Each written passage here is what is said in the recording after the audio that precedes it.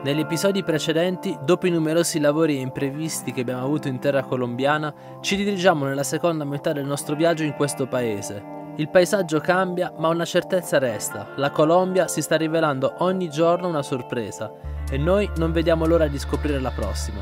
Siamo Carlo e Serena e lui è Nirvan, un furgone camperizzato da noi in Italia e spedito in Canada, con l'obiettivo di percorrere la Panamericana. Medellin, stiamo arrivando, è tutta in salita, sarà un bel traffico muoversi con il van. Siamo arrivati a Medellin, seconda città della Colombia ed esempio lampante del progresso e della trasformazione di questo paese negli ultimi anni, sia dal punto di vista dello sviluppo industriale sia dell'inclusione sociale, per non parlare dell'alto livello di sicurezza raggiunto. Questa città era classificata tra le più pericolose al mondo per gli scontri tra forze paramilitari e rivoluzionari. Inoltre era la capitale del narcotraffico. Ma oggi visitare questa città è diventato assolutamente sicuro. E noi vogliamo conoscerne la storia perché troppo spesso si pensa a questo paese come pericoloso, ma i tempi cambiano per tutti. Arrivati a Medellin, la prima cosa che stiamo facendo è il giro nella Comuna 13.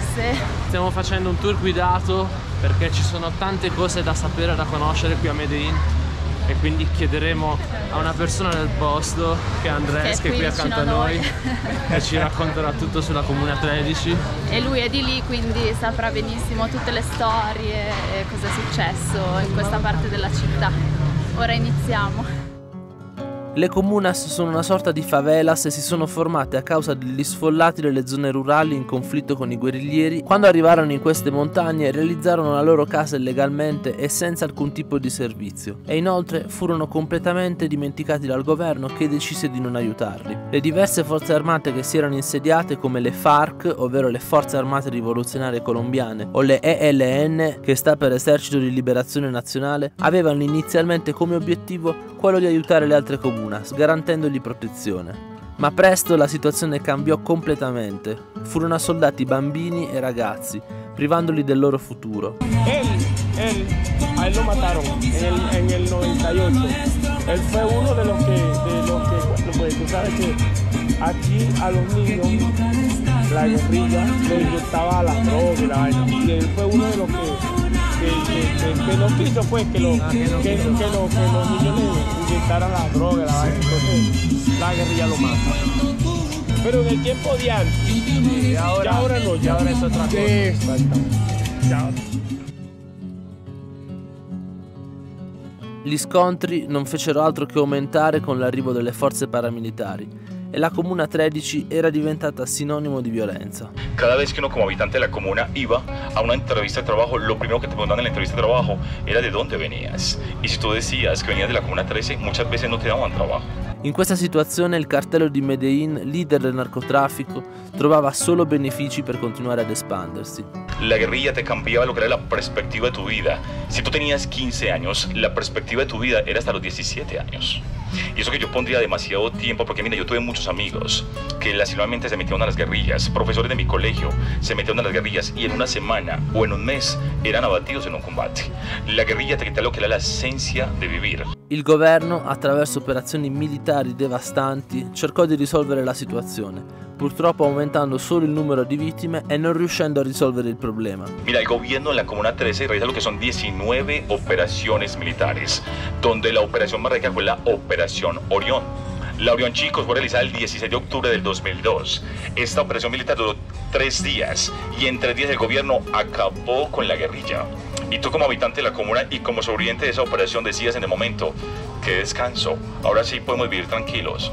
No fue así, porque después de la Operación Orión empezó una violencia silenciosa que estaba ahí, pero tú no te dabas cuenta.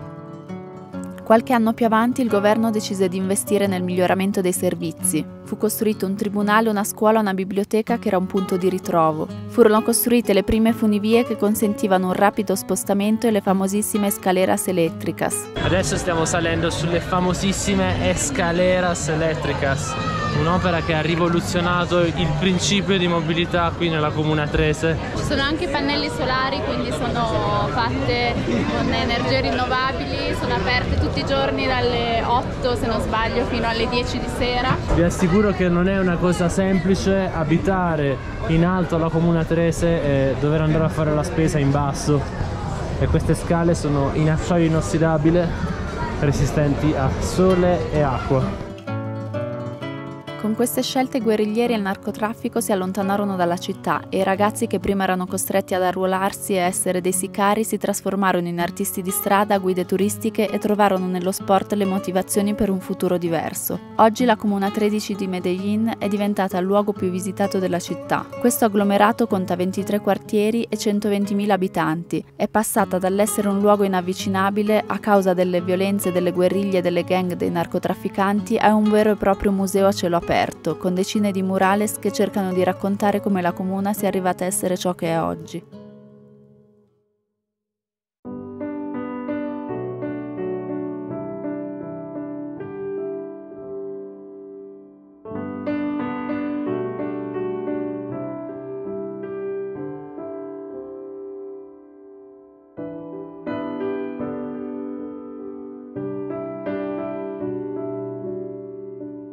Siamo arrivati in cima, adesso la guida ci sta portando addirittura a casa sua per farci vedere la vista di Medellín.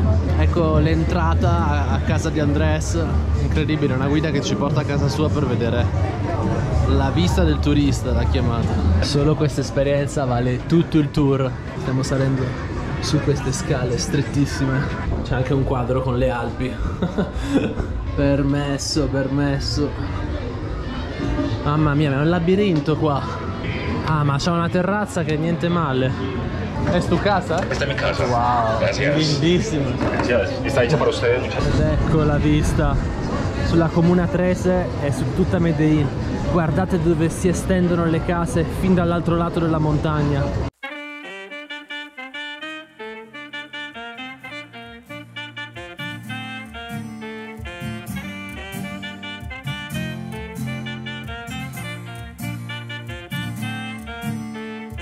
C'è un sacco di casino, ci sono banchetti, bar, tutti ballano, tantissimi artisti di strada, ma c'è anche questa attrazione spettacolare dove la signora verrà catapultata in cielo. Ultime raccomandazioni.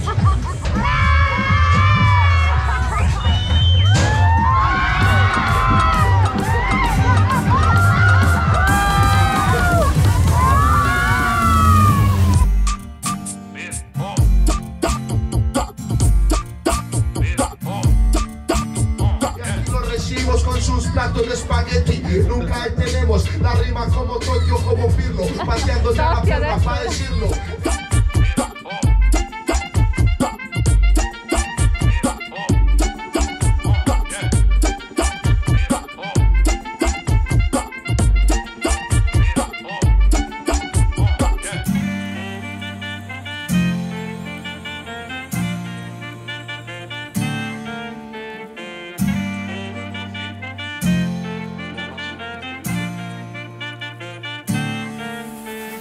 Tra tutte queste vie ci sono anche dei ricordi alla vita di Pablo Escobar, che ha fatto cose belle ma anche tante cose brutte.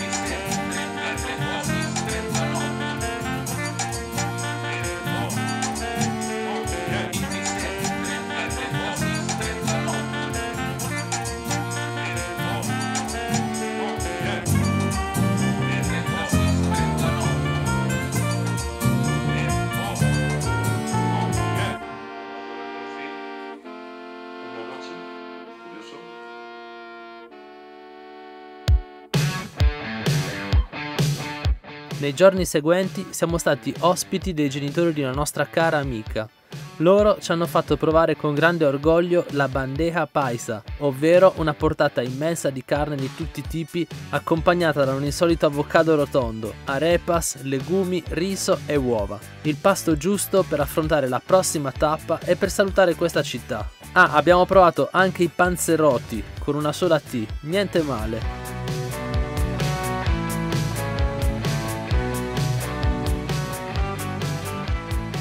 Oggi abbiamo lasciato Medellin dopo che siamo stati qualche giorno a scoprire la città. Ci è piaciuta molto. Abbiamo anche rincontrato il nostro amico Martin, con cui avevamo condiviso il container di Panama, e adesso abbiamo fatto un bel po' di chilometri verso sud perché siamo entrati nella regione famosissima per il caffè, l'Eje Cafetero si chiama, ed è praticamente a 7 ore a sud di Medellin.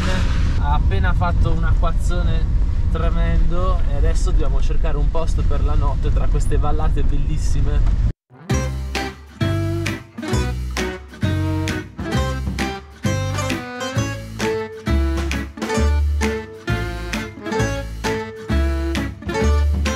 Eccoci a Finlandia, che non è al circolo polare artico ma siamo vicini all'equatore.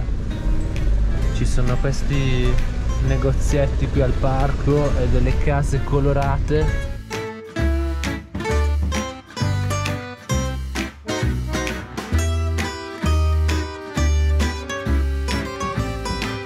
La nostra app ci dice che i bomberos dovrebbero ospitarci, quindi andiamo a vedere se i pompieri ci possono ospitare. La zona dovrebbe essere questa qui. Ci sono anche delle belle villette.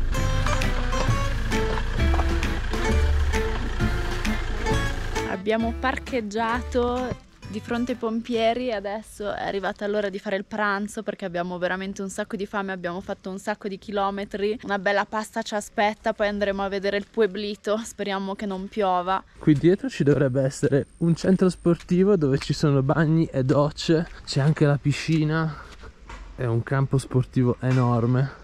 Il cartello dice che se non si raccoglie la popò del proprio cane c'è una multa di 1.800.000 pesos, che sono circa, se non sbaglio, sui 400 euro.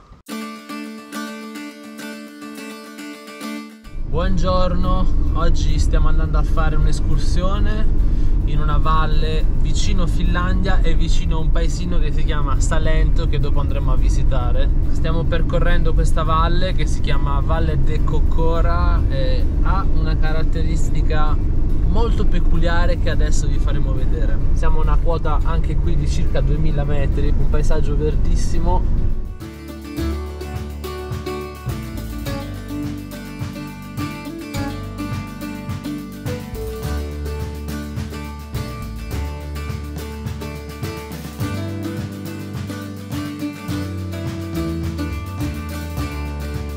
Questa zona della Colombia, oltre al caffè, è famosa perché ci sono queste palme altissime e fa veramente impressione vederle in un paesaggio così di montagna, perché comunque siamo a 2000, oltre 2000 metri e lo spettacolo è veramente incredibile perché penso sia uno degli unici posti al mondo dove si possono vedere.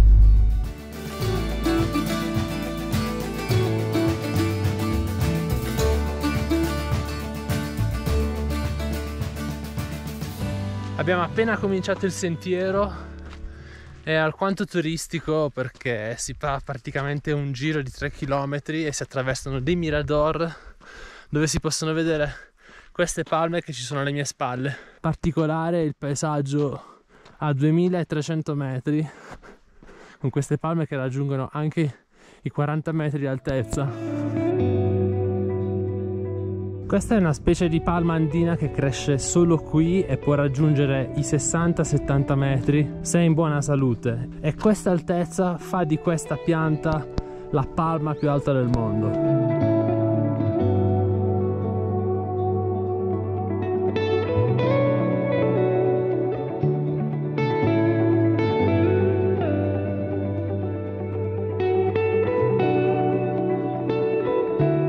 Pensate che questa palma si chiama palma da cera perché sul suo tronco è depositata proprio la cera. Il tempo regge? Sì, è iniziato un po' a piovizzicare, però finora tutto bene. Bello anche così, ha il suo fascino. Le palme con la nebbia sono davvero surreali. Guardate che roba.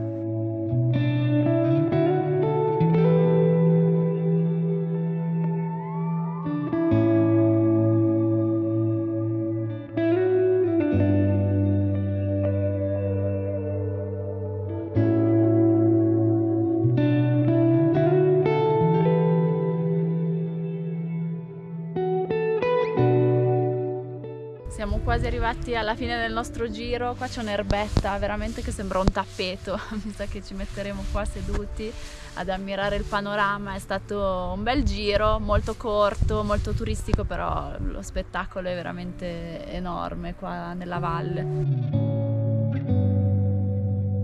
È arrivato il momento di cercare un posto per la notte e dopo aver cercato parecchio ne abbiamo trovato uno che sarà davvero speciale.